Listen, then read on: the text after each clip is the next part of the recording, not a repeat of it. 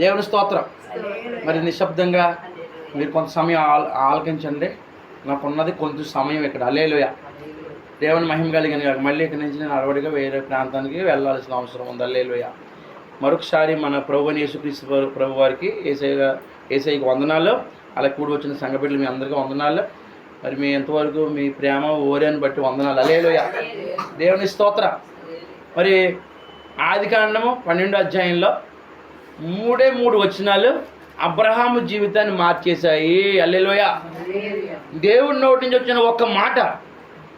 చాలామంది ఇంత కొండవీటి చాంతాడని మాటలు మాట్లాడతారు, జీవితం ఏం మారదు. కానీ యేసు ప్రభు ఒక్క మాట మాట్లాడితే బ్రతుకు మారిపోతుంది. హల్లెలూయా. అబ్రహాముతోటి ఒక మాట మాట్లాడాడు. హల్లెలూయా. అబ్రహాం అది వరకు ఎప్పుడు కూడా దేవుడి స్వరం ఆలకించలేదు. అబ్రహాం గారికి 75 సంవత్సరాలు వచ్చాయి. హల్లెలూయా. జీవితంలో డబ్బు ఉంది కానీ అతనికి ఉన్నటువంటి ఆశ తీరలేదు. హల్లెలూయా. అటువంటి పరిస్థితుల్లో హల్లెలూయా మరి దేవుడు అతనికి కనిపించి ప్రత్యక్షమయ్యి ఓ మాట అన్నాడు. అబ్రహామా, నీ యొక్క తండ్రి ఇంటి నుంచి, నీ దేశం నుండి, నీ బంధువుల ఇంటి నుండి నువ్వు బయటికి రా, వచ్చి నేను చూపించే దేశానికి వెళ్ళమన్నాడు. హల్లెలూయా. చూసారండి దేవుడి మాట. హల్లెలూయా. అదొక మాట చెప్పాడు. నువ్వు ఆశీర్వాదంగా ఉంటావు అన్నాడు. 2వ వచనంలో ఏముంది? 12:2 నువ్వు ఆశీర్వాదంగా ఉంటావు, నిన్ను గొప్ప జనంగా చేస్తాను. హల్లెలూయా. దేవుని మహిమ కలిగిన కాక. నిన్ను దీవించేవాడిని దీవింతాను, నిన్ను శపించేవాడిని శపిస్తాను అన్నాడు దేవుడు. హల్లెలూయా. దేవుని మహిమ కలిగిన కాక. కాబట్టి 4వ మాట ఒత్తిడిలోకి అబ్రహాము పెట్టే బేడ సతీశాడు. హల్లెలూయా. ఒక విషయం మీరు జ్ఞాపకం చేసుకోండి.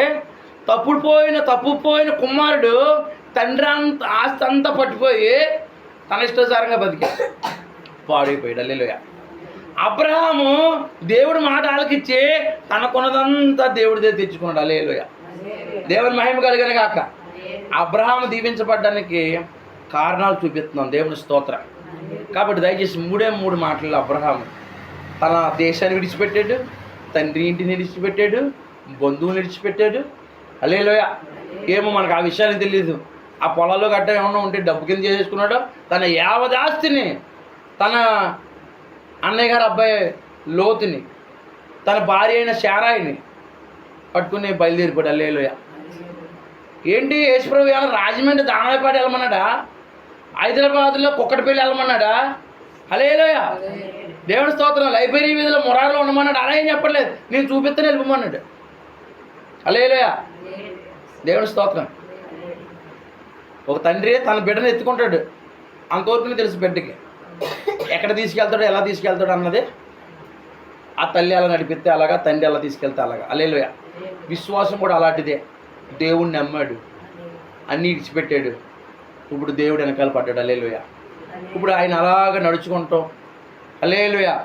ఓ బేతేల్ అనే ప్రదేశానికి వచ్చాడు. అక్కడ ఆయన బలిపీఠం కట్టి ప్రార్థన చేశాడు. బలిపీఠం కట్టాడు. హల్లెలూయా.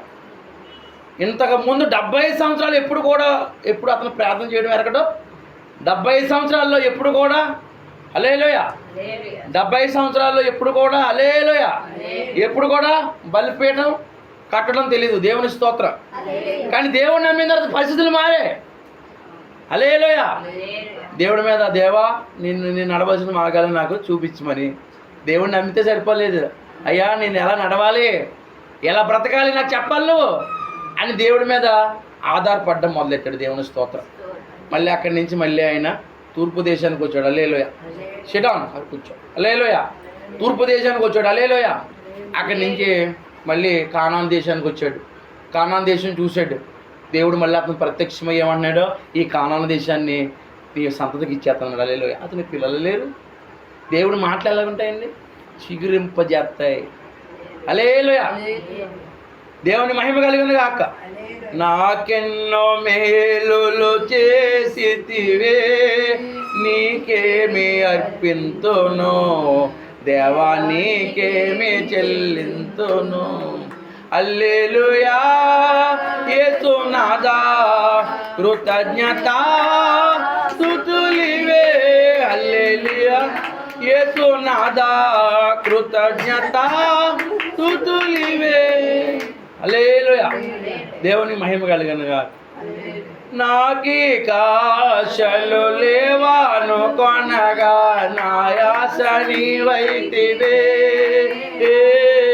ఆశలు తీర్చితివే నలు దిశల నన్ను భయమావరింప నా పక్షమందుంటివే నాకభయమీచితివే.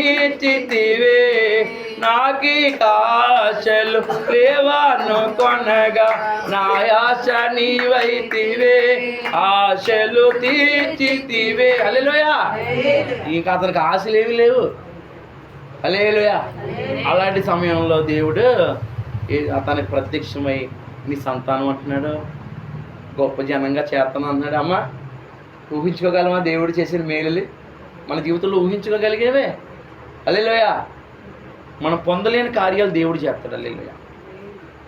అబ్రహాముకి పిల్లలు లేరు, సంతానం అంటాడు. కానాన్ దేశం స్వాస్థ్యంగా ఇస్తాను అంటాడు. నేను గొప్ప జనంగా చేస్తాను అంటాడు. హల్లెలూయా. నీకు నేను తోడే ఉన్నాను అంటాడు. హల్లెలూయా. నేను ఇమ్మానుయేలు దేవుడు అంటాడు. హల్లెలూయా. దేవుని మహిమ కలిగిన గాక. మళ్ళీ బలిపీఠం కట్టాడు, మళ్ళీ ప్రార్థన చేస్తున్నాడు. ఇలాగే సంచార జీవితం అక్కడి నుంచి ఇక్కడి నుంచి వెళ్తుంటే ఈ లోపల ఆయనకి కరువు వచ్చిందంట. కరువు భారం ఎక్కువైపోయిందంట. కరువు వచ్చిందంట. ఎప్పుడు చూసినా నేను అబ్రహాం అవుట్లైన్ ఏంటంటే అబ్రహాం అత్యధికంగా దీవించబడ్డాడు, మనల్ని కూడా దీవిస్తాడు అని చెప్తారు తప్ప ఈ 10 సంవత్సరాలు అతను అనుభవించిన కష్టాలు ఎవరో చెప్పరు. హల్లెలూయా. దేవుని స్తోత్రం. ఇమ్మీడియట్లీగా మనకు ఆశీర్వాదం వచ్చేది అంతే. కరువు వచ్చిందంట అక్కడ. హల్లెలూయా. కరువు వస్తే ఆ కరువు భారం భరించలేక ఐగుప్తు వెళ్ళాడంట. హల్లెలూయా. ఐగుప్తు వెళ్తే అంతకుముందు ఈ 70 సంవత్సరాల నుంచి హల్లెలూయా అతనికి ఏమో ఎప్పుడు వివాహం అయిందో మనకు తెలియదు, కానీ ఒక 10 సంవత్సరాల అనుభవం ఒకవేళ ఇస్సాకు 40 ఏళ్ళకి పెళ్ళైంది కాబట్టి ఆ ఇంట్లో అబ్రహాం కూడా నాకు 40 ఏళ్ళకి పెళ్ళైంది అనుకుంటే. హల్లెలూయా. మేబీ. హల్లెలూయా. దేవుని స్తోత్రం. ఒక దగ్గర 30-40 సంవత్సరాల నుంచి వీళ్ళు కలిసి ఉన్నారు అనుకోండి. పిల్లలు లేనప్పుడు ఇంకా ప్రేమ ఎక్కువ ఉంటుంది భార్యాభర్తలు. హల్లెలూయా. ఒకరి మీద ఒకరికి ఇంకా ప్రేమ ఎక్కువ ఉంటుంది. హల్లెలూయా. అలాగా వీళ్ళిద్దరూ విడవకుండా ఈవిడ శారమ్మ ఎంతంటే అంత. హల్లెలూయా. ఎప్పుడైనా సరే ఆ కట్టిన చోట నుంచి మాట్లాడమే కానీ బహిరంగంగా ఆడడం, మొగోళ్ళ దగ్గర రావడం గట్ట ఎప్పుడు లేదు ఆవిడ. అంత ఒప్పుడైన ఆవిడ. హల్లెలూయా. అంత క్రమశిక్షణ కలిగినటువంటి కుటుంబం అది. హల్లెలూయా. దేవుడు నమ్ముకున్న కుటుంబం. దేవుని స్తోత్రం.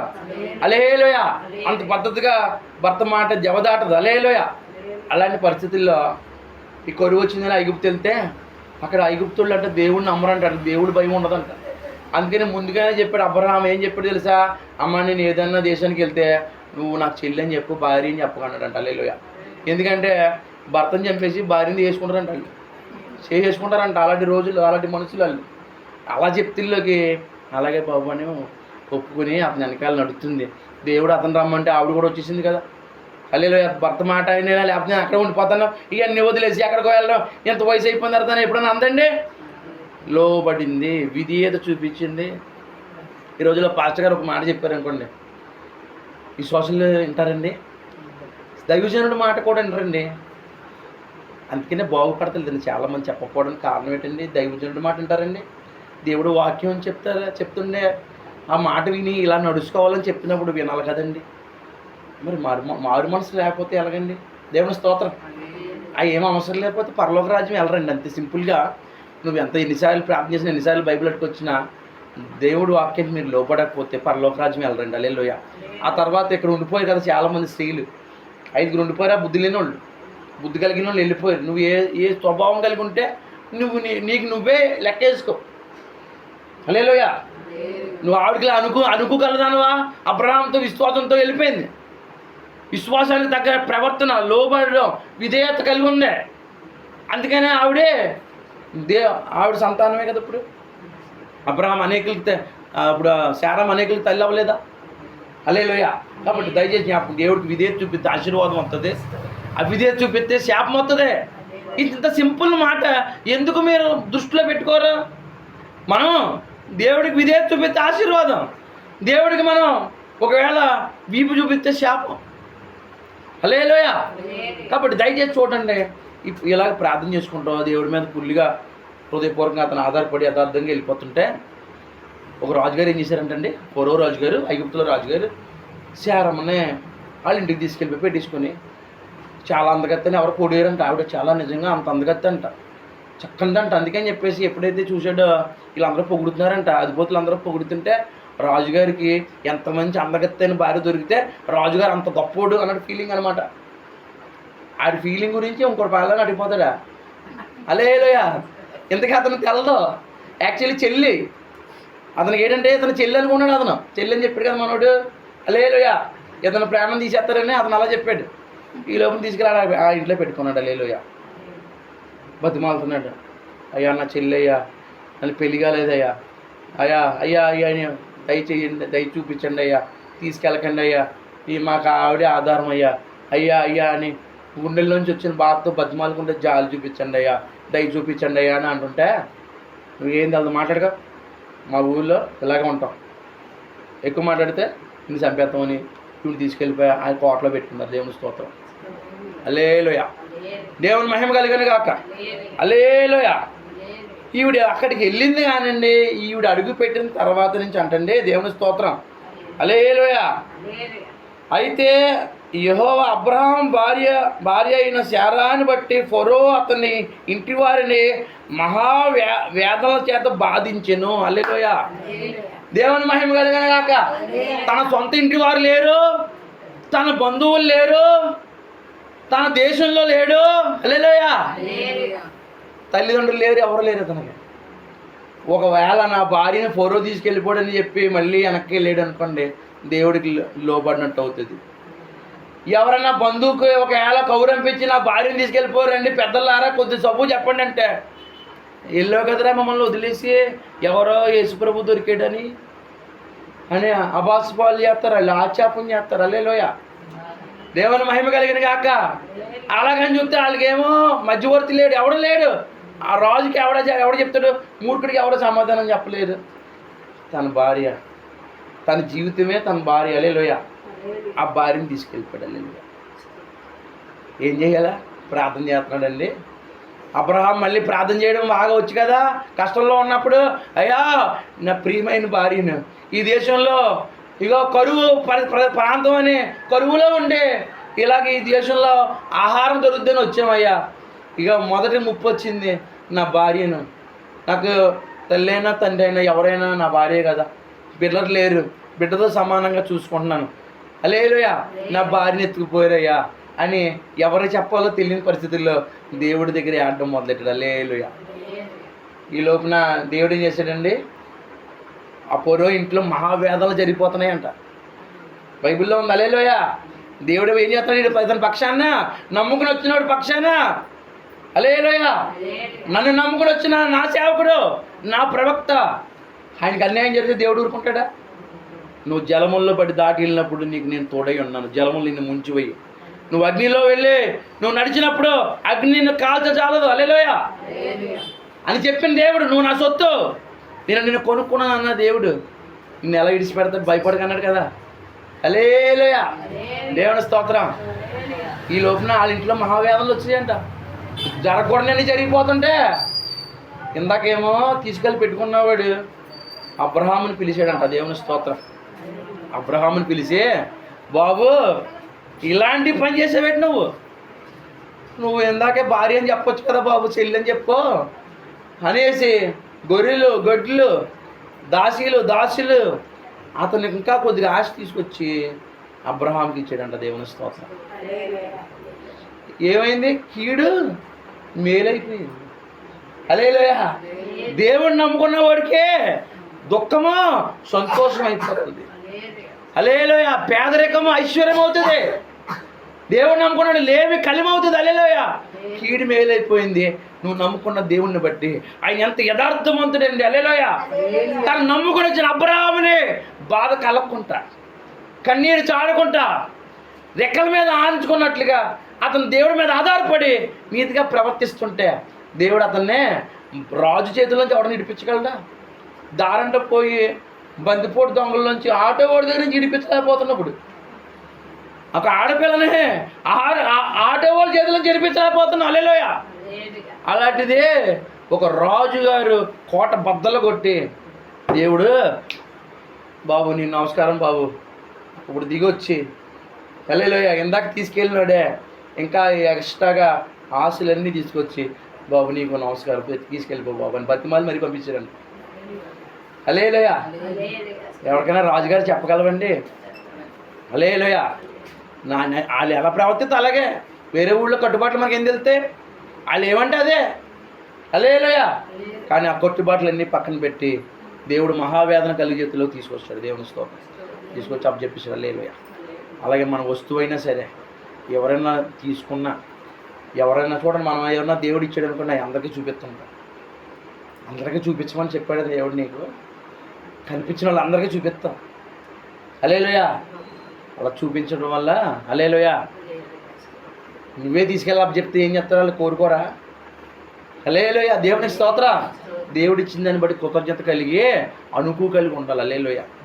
అంతేకాని నేను నీ గొప్పగా ఇదిగో ఇదిగో అని చూపిస్తే ఎప్పటికప్పుడు లైన్లో పెట్టేస్తారు. హల్లెలూయా. దేవుని మహిమ కలిగిన కాక అప్పుడు నువ్వు అప్పుడు మామూలుగా చూసేనే పట్టుకుపోయారు. హల్లెలూయా. అలాంటిది నువ్వే తీసుకెళ్ళి వాళ్ళు ఎదుర్కొంటా పెడితే పట్టుకోరా? దేవుడిచ్చిన ఆశీర్వాదాలు నీ ఇష్టానుసారంగా చూపించడానికి కట్ట కాదు, దేవుని స్తుతించడానికి. ఎవరికి పడితే వాళ్ళకి ఇదిలో పెంచి తిరగడానికి కాదు, దేవుని స్తుతించడానికి. హల్లెలూయా. ఇలాగేనంటండి అభిమేలేకని ఇంకో రాజు ఉన్నాడంట.